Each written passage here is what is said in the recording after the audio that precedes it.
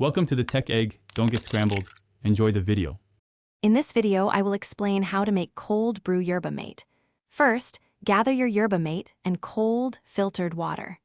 A good starting point is to combine 1 cup of yerba mate with 8 cups of water in a large pitcher or jar.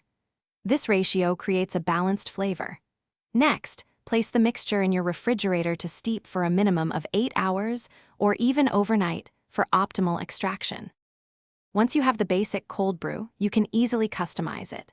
For a stronger brew, increase the amount of yerba mate, or for a milder taste, add more water.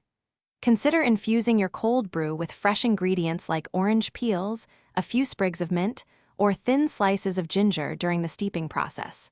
After straining, sweeten your cold brew to taste with a tablespoon of honey or a dash of maple syrup.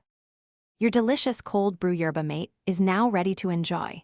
The simplest way to serve it is over a generous amount of ice. If the concentrate is too strong, feel free to dilute it with an equal part of cold water, a splash of fruit juice, or even sparkling water for a fizzy twist.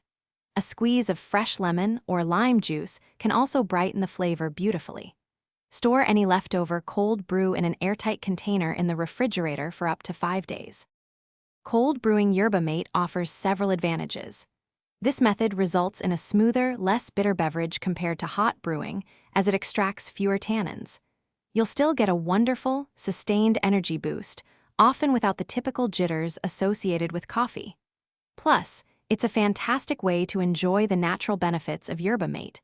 Remember to always use good quality, filtered water for the best possible flavor. Thanks for watching. Consider subscribing if I helped unscramble your problems.